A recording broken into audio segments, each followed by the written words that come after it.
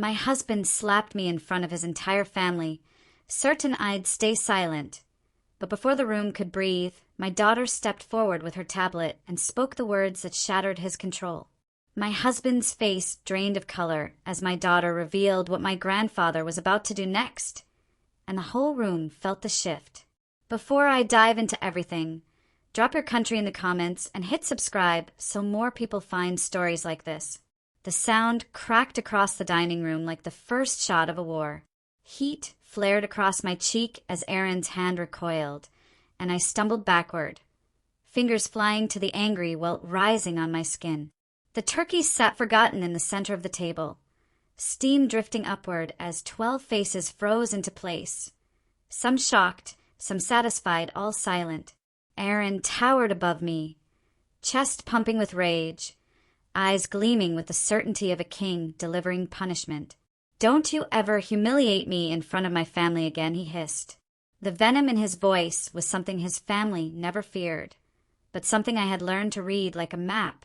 Ellen, his mother, smiled with controlled cruelty. Mark let out a low snicker, barely hidden behind his glass. Nora rolled her eyes like I had tripped and spilled wine instead of being struck. Claire looked away, folding her napkin like she could fold herself out of the scene.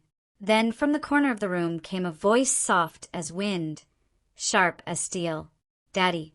Lily stood by the window, tablet pressed to her chest, her small frame still, her dark eyes, my eyes focused. Something ancient and frightening pulsed beneath her calm. "You shouldn't have done that," she said, "because Grandpa is going to see." The air changed. Aaron's smirk evaporated into a twitch of panic. His family's confusion wavered into unease. 3 hours before, I had stood in the same kitchen, basting the turkey while my ribs throbbed with the fading bruise from 2 weeks earlier. I'd sorted medical bills that hid beneath a folded smile. Emergency room forms filled with lies I'd practiced. I fell. I slipped. I wasn't looking. Lily sat at the counter, pencil in hand, pretending to do homework while observing everything like a strategist studying enemy movements. She saw the tension in my shoulders before I did. She saw when my breathing changed, when Aaron's footsteps grew too heavy. She was 9, but she carried a clarity forged out of necessity.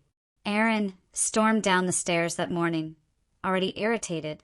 "Maya, where are my good shoes?" "Closet, left side, bottom shelf," I answered, keeping my voice light the way you do when you've spent years learning the tone that won't invite harm. Lily watched him with that measuring gaze, a gaze that had grown sharper every month. When the doorbell rang and his family filtered in with their perfumed judgments, Aaron straightened instantly, flipping into charm like it was a light switch on the back of his neck. "Showtime," he muttered. "The perfect family." His smile widened, the cruel edge tucked away. Ellen entered and immediately scanned my decorations with the precision of a critic evaluating a painting she already disliked. "Oh, Maya, rustic choices. So quaint." 3 days of preparation dismissed by a single condescending syllable. Mark and Claire arrived next. Mark with a smirk, Claire with a polite smile that always seemed to hide exhaustion. Nora followed, hair perfect, eyes sharp with amusement. "You look tired," she whispered during her obligatory hug. Aaron says stressed wives age faster. I swallowed the sting because I'd learned swallowing was safer. Lily, from her quiet position near the doorway, held her tablet like a lifeline.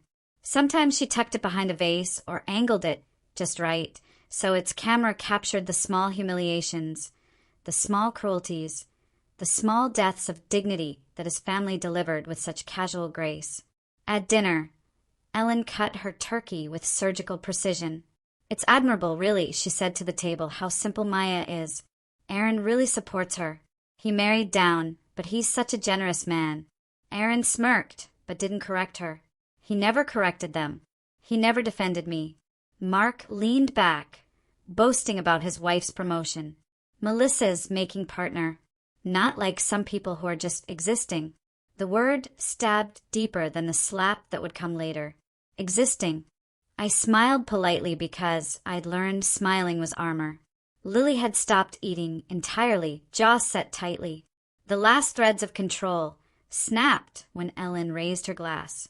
Here's to strong, successful women who actually do something with their lives. Aaron lifted his glass. Absolutely. The toast, the implication, the confirmation, they cut deeper than anything physical. I excused myself, stepping into the kitchen, breath shaking. Their voices carried easily through the doorway. She's too dramatic lately, Aaron said. I don't know how much more I can take. You've been patient, Ellen cooed. Maybe too patient. Then Lily's voice pierced through like crack, splitting stone. Why do you all hate my mom? The room froze. I could hear the silence grow, thick and trembling. Ellen tried to cushion her cruelty with soft words. That's not. But Lily's calm dismantled the entire table. You make her sad. You make her cry. You hurt her. Chairs scraped. Aaron's mask cracked. Go to your room. Lily didn't move. I don't want to.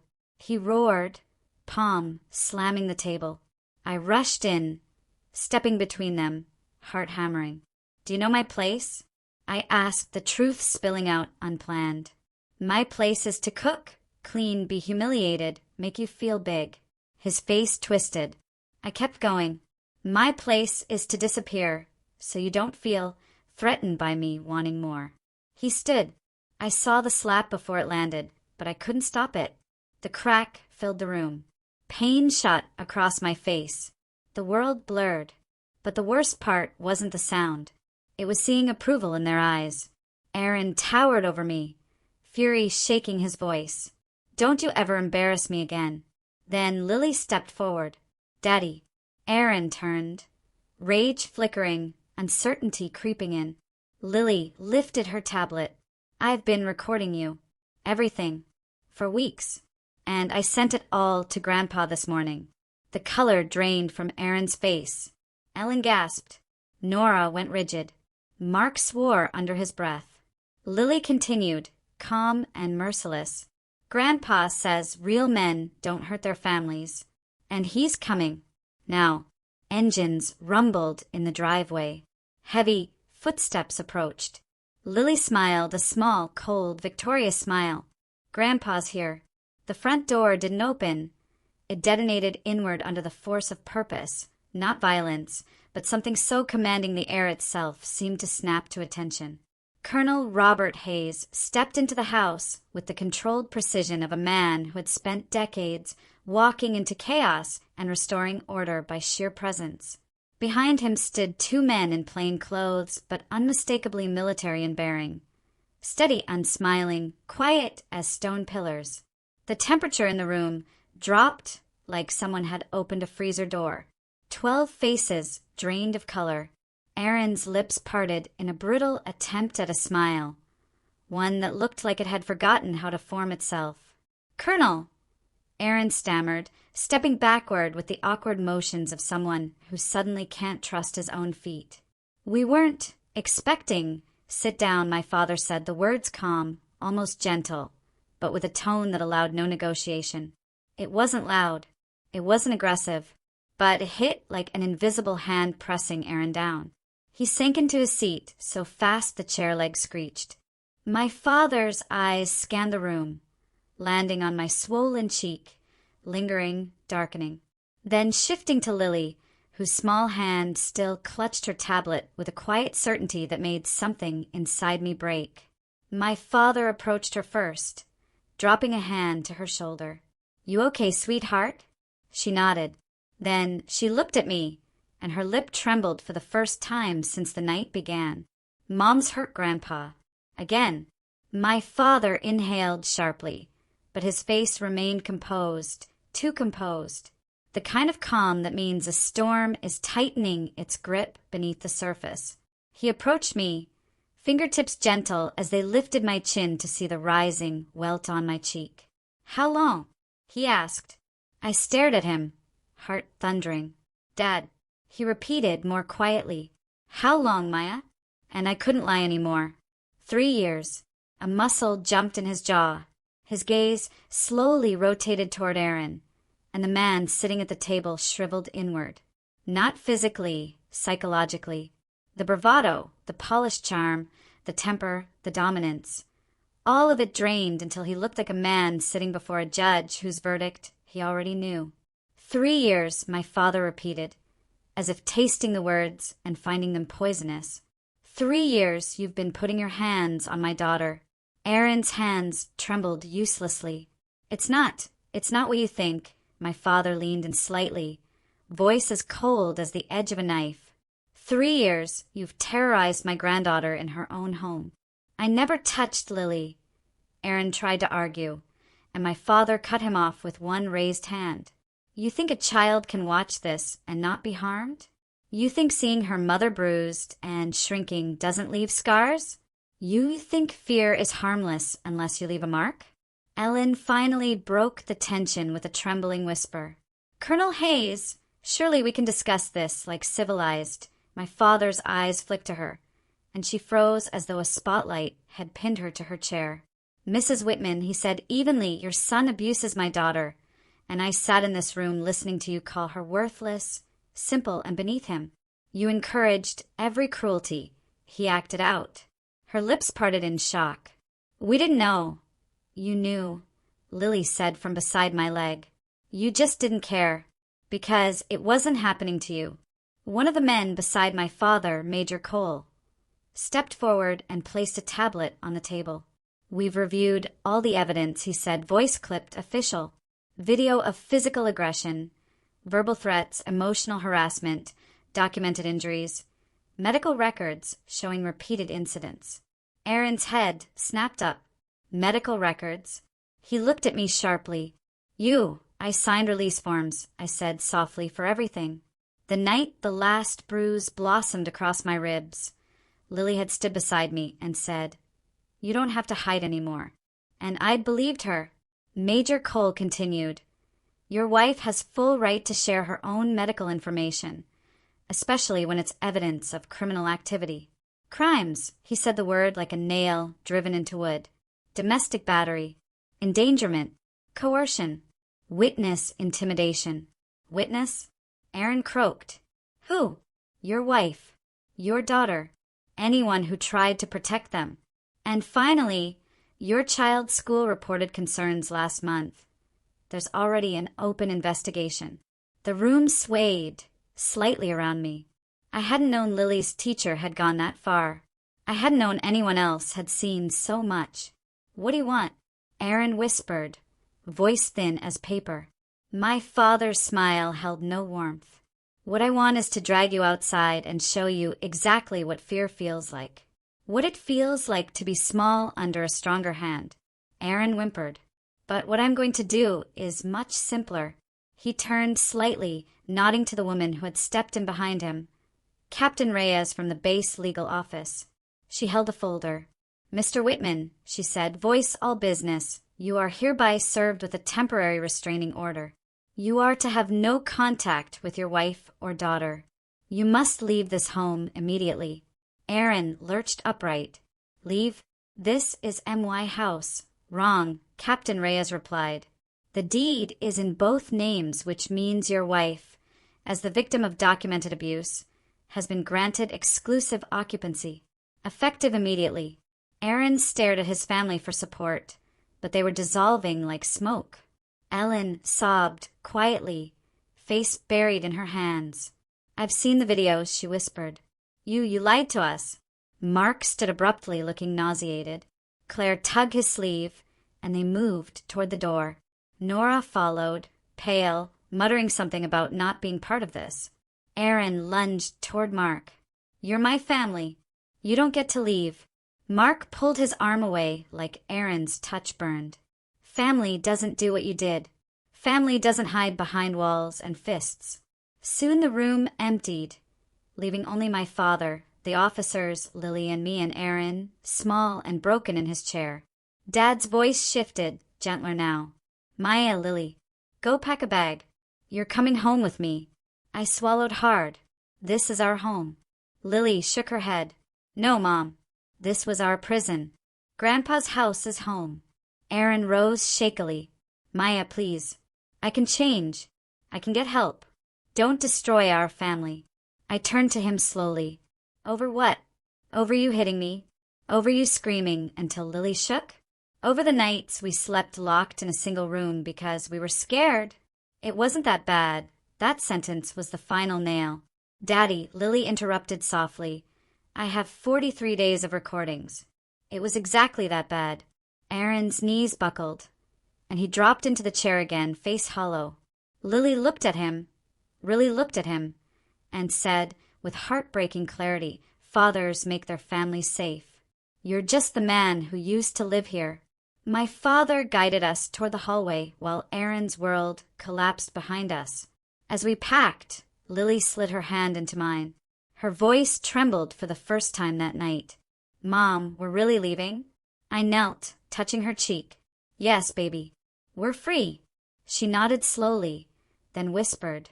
Grandpa came because I asked him to. I know, sweetheart, I said, pulling her close. And you saved us. My father waited at the door, arms open, gaze fierce and proud. Behind him, Major Cole placed a final document on the table in front of Aaron. You'll be escorted out shortly. Aaron didn't look up. Lily reached for my hand as we walked toward the car. Her grip was small, steady and strong, stronger than any adult in that room had been. The cold night air touched my face, and for the first time in years it didn't sting. It felt like breathing. The night air outside tasted different, cleaner, sharper, almost overwhelming in its unfamiliar freedom. Lily held tightly to my hand as we walked down the path toward my father's car. Behind us, the lights of the house glowed through the windows like the eyes of something that had watched us suffer for years and was finally losing its power. My father opened the back door for Lily, brushing her hair affectionately as she climbed inside. She exhaled a shaky breath, one she had clearly been saving. I settled into the front seat and watched the house one last time. The front door remained open, a symbol of how everything had unraveled for Aaron in a single evening. He was still inside with Captain Reyes and Major Cole, surrounded by the wreckage of the world he had once commanded. My father started the car, and the engine hummed with a steadiness that soothed me. He glanced at me, his face shadowed with concern. You should have told me sooner, Maya. His voice wasn't angry. It was sorrowful.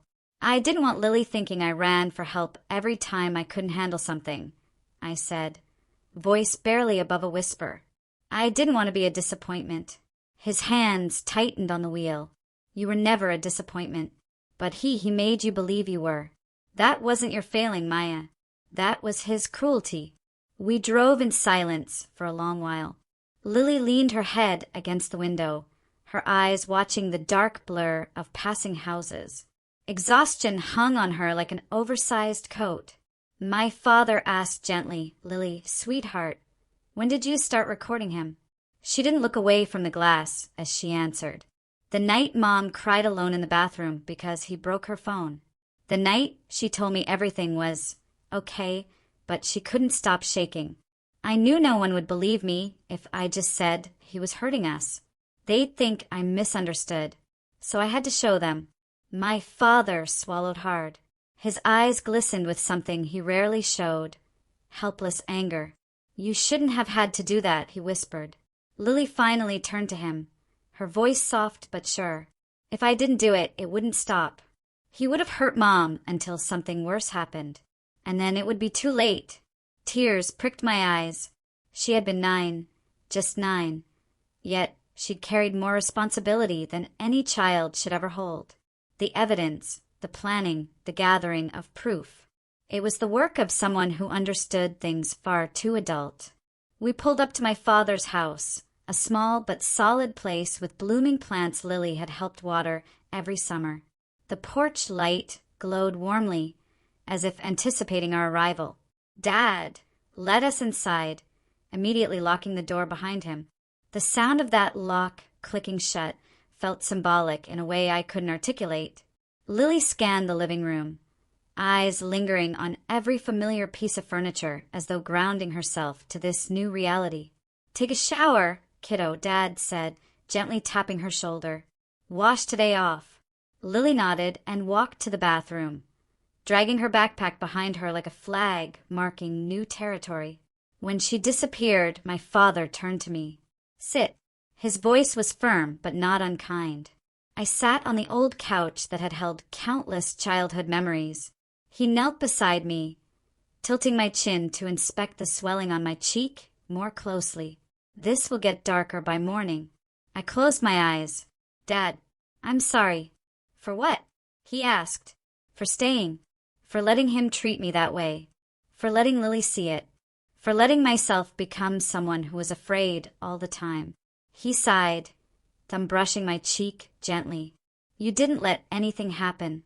He made it happen, and he conditioned you to survive it however you could. Staying wasn't weakness, Maya. It was survival. I opened my eyes, tears sliding down my face. And leaving? Leaving is strength, he said softly. Real strength.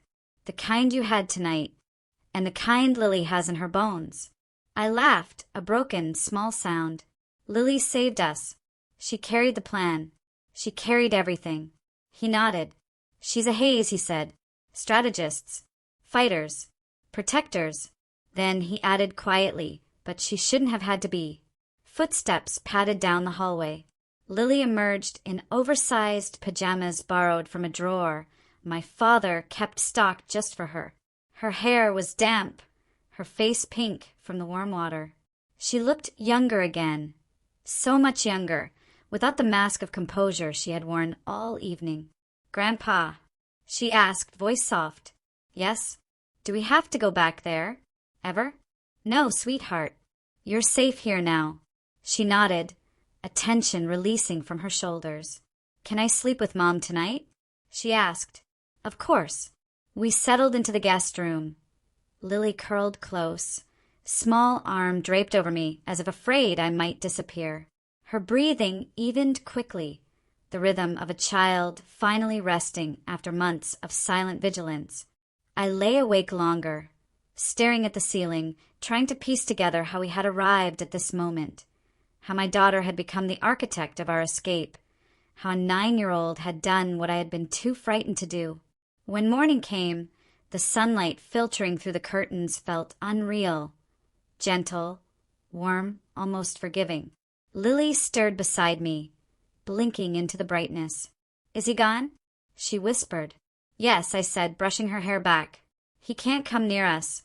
She exhaled deeply, the sound almost a sob. Good. Dad had made breakfast, toast, scrambled eggs, and fruit. Lily ate quickly, hunger returning now that fear wasn't filling her stomach. I ate slower, still adjusting to the sensation of safety. My father watched us both, silent but protective. While Lily watched cartoons, Dad sat beside me at the table. The restraining order will hold, he said, and there will be charges. Multiple. Are you ready for that? I nodded slowly. Yes. For the first time, yes. He leaned back, pride softening his features. You're going to rebuild your life, Maya. And Lily? She's going to thrive. I smiled. She already is. Dad chuckled softly. She's got your heart, and your fire, and your stubbornness. My eyes widened. That stubbornness is from your side. Maybe, he said with a smirk. But she uses it better than either of us ever did. Later that afternoon, Lily approached me with her tablet. Mom, do we delete them? The videos? My breath caught. Do you want to? She shook her head. Not yet. Not until everything is done. I nodded. Okay, when you're ready. She sat beside me and leaned her head on my arm. I'm glad we left. Me too, sweetheart. Me too. She tilted her face up toward mine. Mom, yes? Are you proud of me? The question pierced something deep inside me. I pulled her close. I am proud of you in ways I can't even put into words. You were brave. Braver than any child should have to be. She nodded, satisfied, and snuggled into my side. The day passed with quiet tasks, calls to the legal office, paperwork, early conversations with advocates. But woven through the exhaustion was a new thread. Choice. Safety. Hope. That evening, Lily sat cross-legged on the floor, sketching something in her notebook. I watched her for a long moment before asking, "What are you drawing?" She held it up. A house with 3 stick figures, me, her, and Grandpa. Except behind us, she had drawn a thick, high wall, and beyond that a dark figure standing alone. The caption in her messy handwriting read, "We're safe here." My throat tightened. She looked up at me. "He can't reach us anymore, right?" "No, baby. Never again." She smiled, small, relieved, and real. For the first time in years, I believed it too. 2 days passed inside my father's home, and each hour felt like learning how to breathe again. The silence here wasn't dangerous. It wasn't the kind of quiet that meant anger was gathering in the walls. It was soft, warm, full of the ordinary noises of safety.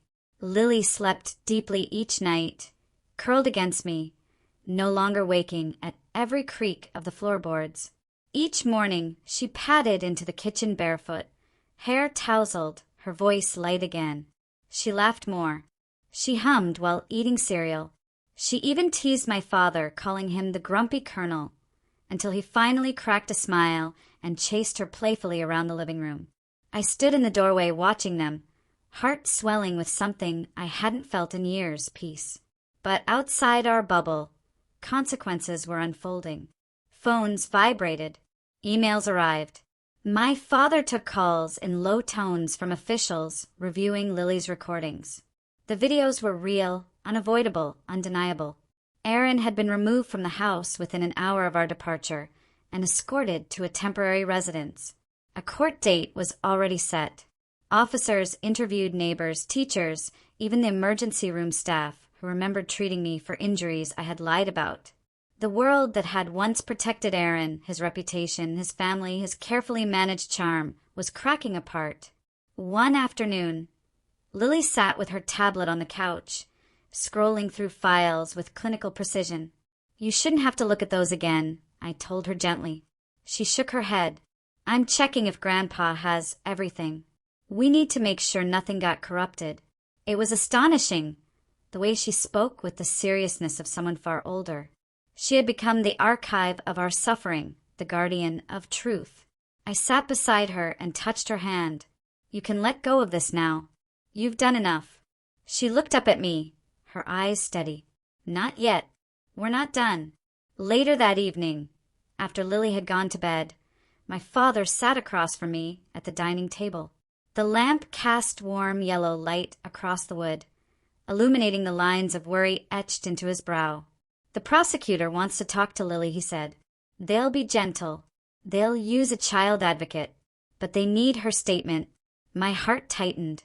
She's already done so much. She shouldn't have to sit in a room and explain. Dad folded his hands. "I know, but her recordings changed everything. She's the strongest witness. They'll protect her. They'll protect both of you." I nodded slowly, dread curling in my stomach. Then Dad added quietly, "And Maya, it's not just the prosecutor. The local news caught wind of it." My breath hitched. "What?" "A reporter called the base, asking for comment. Someone leaked the story of a 9-year-old girl documenting domestic abuse. It's going to spread." I closed my eyes. The humiliation I had endured in silence for years would soon be public knowledge. People would talk. People would judge. And yet, beneath the dread, something else flickered, relief. Because the truth was no longer caged inside our home. It was out. It was undeniable. And it was no longer mine to hide. The next morning, Lily woke earlier than usual. She padded into the kitchen where Dad and I sat discussing next steps. "I heard you talking last night," she said, sliding into my lap. "About the prosecutor. About the news." I stroked her hair, gently. "Honey, you don't have to," I know she cut in. "But I want to. If telling the truth helps keep us safe, I'll do it." My father looked at her with such fierce admiration it made my throat close. Lily reached for her tablet. "Can we practice?"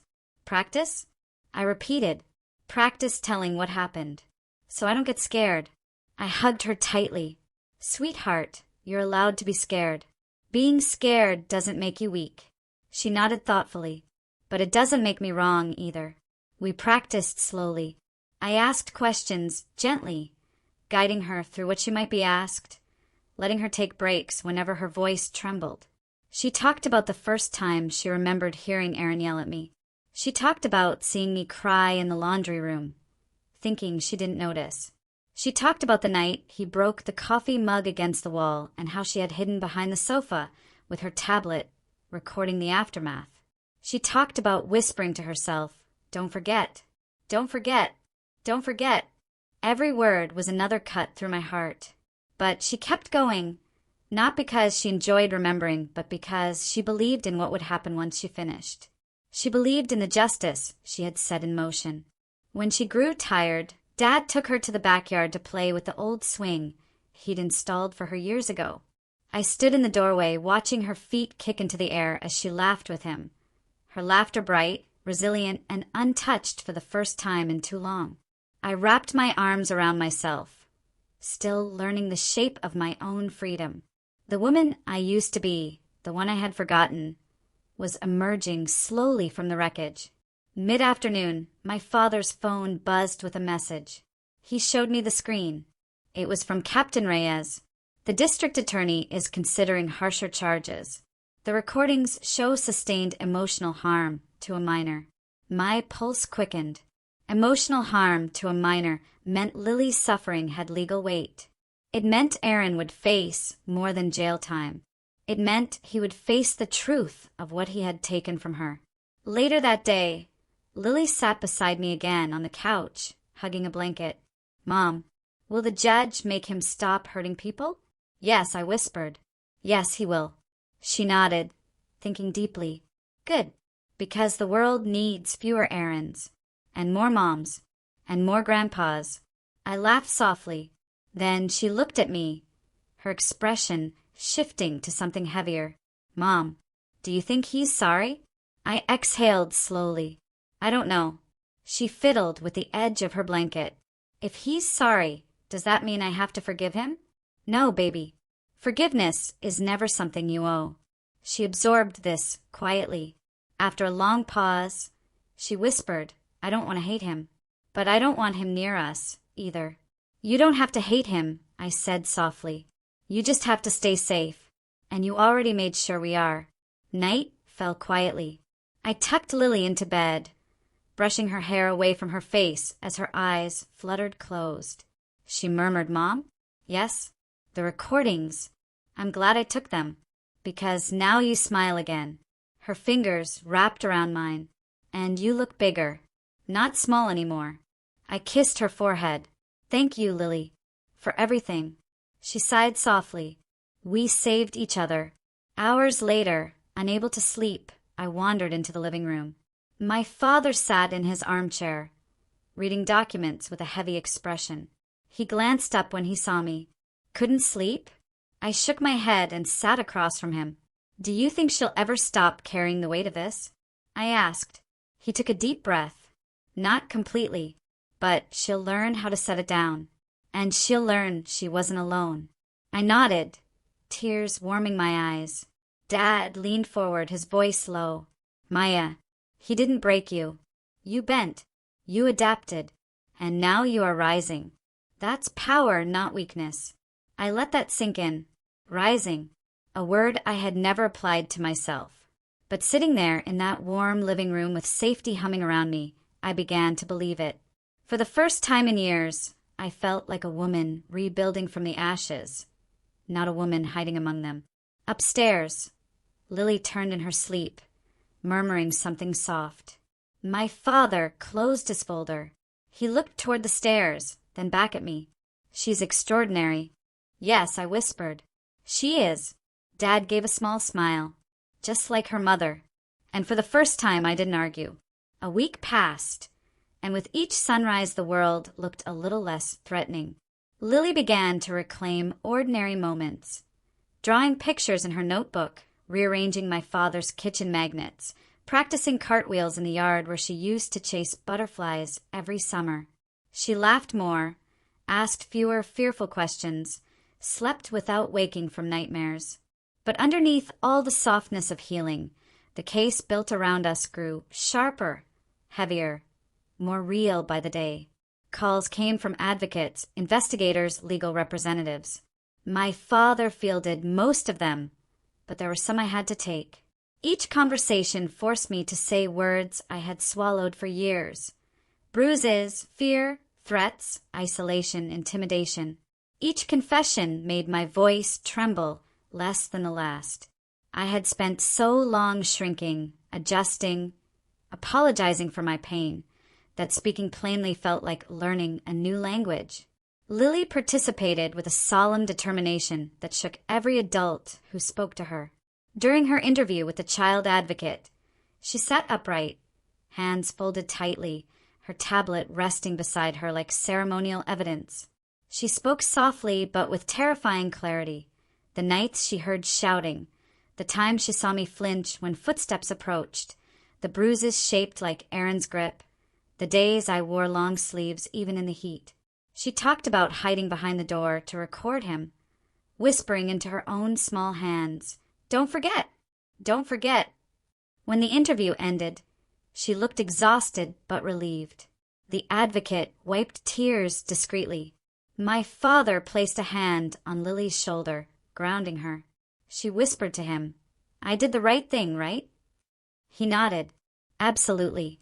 She leaned into him, finally allowing herself a small moment of vulnerability. Then she looked at me with a shy smile. "Mom, I think I'm getting better at telling the story." The story, a story we had lived trapped inside. Now it was evidence, testimony, truth that could no longer be ignored or polished away by Aaron's charm or his family's disdain.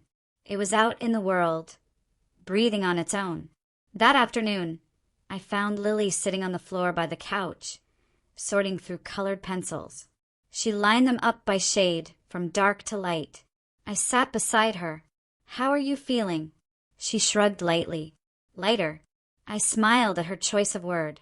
She picked up a dark blue pencil and began drawing something on her paper. When she tilted it toward me, I saw a picture of a woman, me, standing tall with sunlight behind her. Lily had drawn her smaller self, standing next to me, holding my hand. Behind us, she'd drawn a large wall, tall and unbroken. "Protection wall," she labeled it in her neat, determined handwriting. My throat tightened. "It's beautiful, sweetheart." She nodded. "It's us now. Safe. Together." She paused. "We don't need to hide anymore." "No, baby. We don't." The next day brought an unexpected knock. My father peered through the window and motioned cautiously for me to stay back. But when he opened the door, the visitor wasn't who he feared. It was Claire, Mark's quiet, soft-spoken wife. She stood on the porch, wringing her hands, eyes red, looking nothing like the composed woman I remembered. I stepped forward slowly. "Claire?" Her voice broke the moment she spoke. "I'm so sorry. For everything. For not saying something. For looking away. For believing what they said about you." I felt Lily slip behind me, watching but curious, no longer afraid of every adult's presence. Claire's tears spilled freely. "If I'm honest, I was scared. I saw how they treated you. I didn't want to be the next target." "Mark," she swallowed. "Mark can be cruel when he thinks someone threatens the family image. Not like Aaron, but he has that same coldness. I didn't want to be in his way." She inhaled shakily. "But Lily, oh God, what she did, she saved you both. She showed us what we refused to see. She made all of us face the truth." She handed me a small envelope. Inside was a handwritten note. "This is for Lily. Just a letter." I wanted to thank her. I nodded and took the envelope. "Thank you for coming, Claire." She hesitated. "If you ever need support in court or anything, I'll be there. I promise." Then she walked back to her car, the weight of her guilt trailing behind her like a long shadow. When I closed the door, Lily peered at me. "Do we trust her now?" I smiled gently. "We trust that she's trying." Lily thought for a moment, then nodded. "That's enough." Later, Lily opened the envelope. The letter was written in careful cursive. "Lily, You are one of the bravest people I've ever met. Thank you for helping your mom.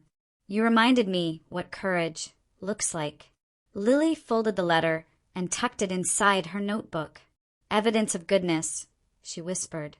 "We need that too." That night, after Lily fell asleep in my arms, my father joined me in the living room. He set down a stack of legal papers and sighed. "They're going to ask you to testify." "I know." He looked at me, eyes full of something I hadn't seen since I was a child, worry mixed with admiration. "But this time you'll have support. Real support. You won't be standing alone." The distant version of myself, the one who used to tremble when Aaron raised his voice, felt worlds away. But she still lived in my memory, curled and quiet. I wanted to comfort her, tell her she survived long enough to see this moment. As days passed, messages poured in from people my father knew, neighbors, colleagues, even strangers who had heard fragments of our story.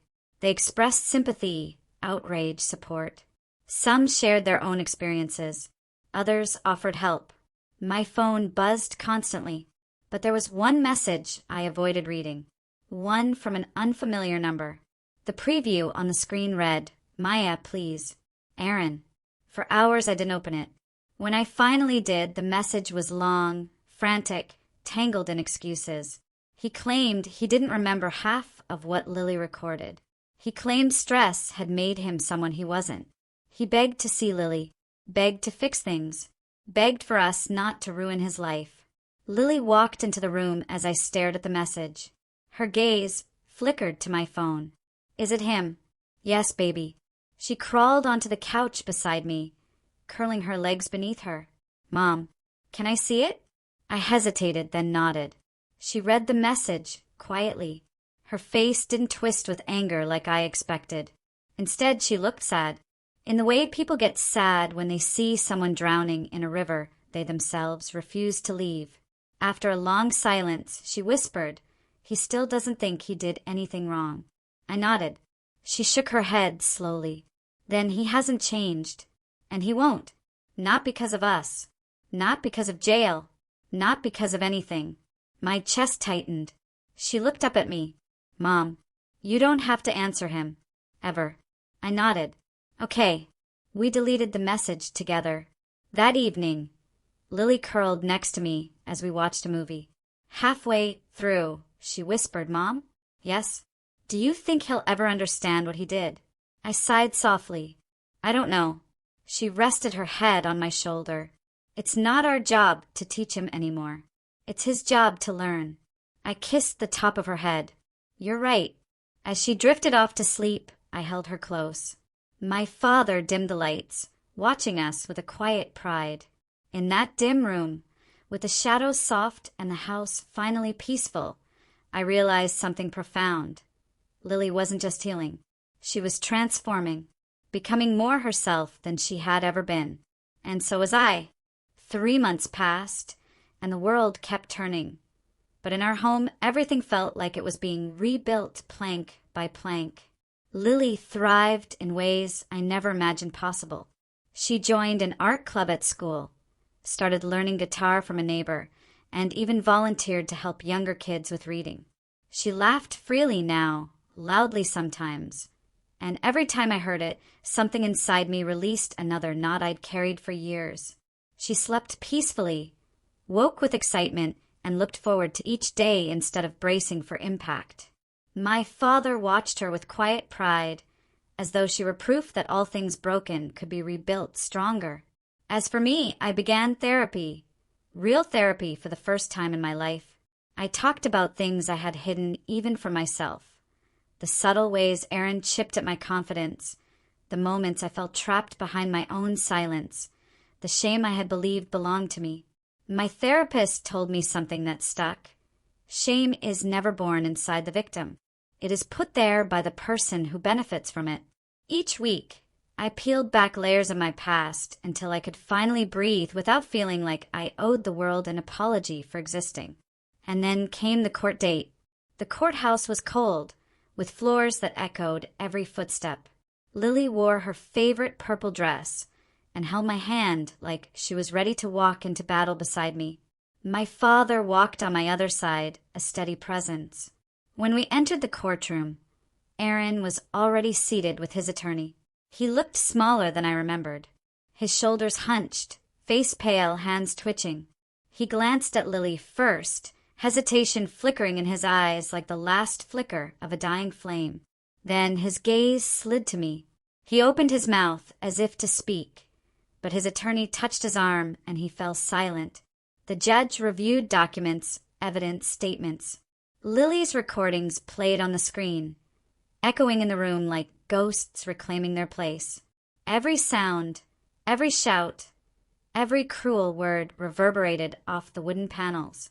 I watched Aaron flinch as he hurt himself, really hurt himself for the first time.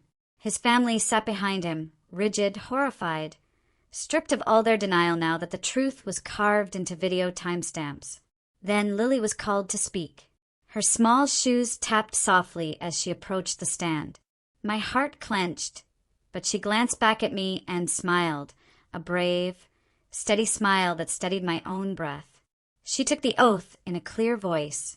When the prosecutor asked her questions, she answered with gentle seriousness. Never dramatic, never embellished. Just truth. Truth, clean and unshakable. When asked why she had recorded everything, she said simply, because Mom deserved to feel safe. And I didn't want to wait until it was too late. The room went silent. Even the judge paused, absorbing the weight of her words. Aaron's attorney asked if she hated her father. Lily shook her head. I don't hate him. I just don't trust him. Trust is something you earn when you protect people. He didn't protect us, so I protected us. There was no malice in her tone, only fact. And truth spoken without hatred is sometimes more piercing than anger. When she returned to her seat, I hugged her tight, whispering how proud I was. She squeezed my hand and whispered, "We did it, Mom." The judge issued his ruling. Aaron was guilty on multiple misdemeanor and felony counts. Domestic battery, child endangerment, harassment, coercive control.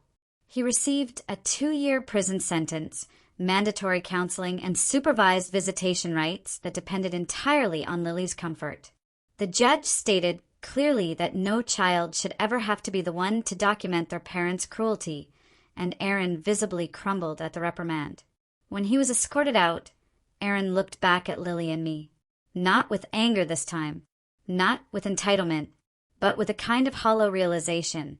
A man who finally saw the destruction he had caused only after the wreckage buried him. Lily looked at him for a long moment, then simply turned away. We left the courtroom with sunlight warming our faces. Lily lifted her chin into it, like a flower turning toward spring. "Grandpa, can we get ice cream?" she asked. My father laughed. "Anything you want, kiddo."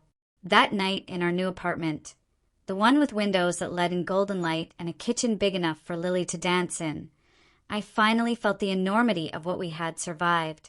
Lily spread her art supplies across the table, drawing a new picture. When she finished, she held it up proudly. It was a 3-panel drawing. The first showed a small girl holding a tablet in a dark room. The second showed her standing in court with her mother and grandfather beside her. The third showed our new apartment, filled with light, laughter, and open doors instead of locked ones. She named the drawing Freedom's Story. I hugged her, tears filling my eyes. "Can I tell you something?" I asked. She nodded. "You saved my life." She shook her head gently. We saved each other. A year passed. I graduated nursing school, walking across the stage with Lily cheering so loudly they heard her from the back row. I got a job in the emergency room, where I met women who reminded me of myself, quiet, afraid, pretending they fell, pretending they slipped. With gentle questions and patient presence, I helped them find their own courage. Sometimes I told them about a girl with a tablet who changed everything. Never her name, just her courage. Lily flourished in school. Principal Andre, her former teacher, often called her a natural leader. She joined student council, wrote essays about justice, and even helped another classmate record evidence of her stepfather's threats. Together, we brought the information to the school counselor, and that girl is now living with her aunt in a safe home. Lily said afterward, "That's what we do. We help people get safe." One evening, Lily sat beside me on the couch, now 12, wiser but still soft-hearted. "Mom." "Yes, sweetheart? Do you think he'll ever be different when he gets out?" I thought for a long moment. Maybe, or maybe not. She nodded, absorbing the truth without fear. If he changes, that's good for him. But it won't change us. We're already changed. We're already safe. I kissed her forehead. "Yes, we are." She leaned her head against my shoulder. "And Mom, if anyone ever hurts us again, we already know what to do." I smiled softly. "Yes, baby, we do." We sat there together as the sun set beyond our living room windows, painting the sky in streaks of gold and rose. Freedom tasted like warm light and quiet rooms and the sound of Lily's breathing. Steady, unworried, safe. Our story had broken open in pain, but it bloomed in purpose. And we weren't just survivors. We were protectors now. And protectors don't break. They rise. Before you go, share in the comments which city you're watching from, and make sure you're subscribed so more people can hear stories that remind them they're never trapped.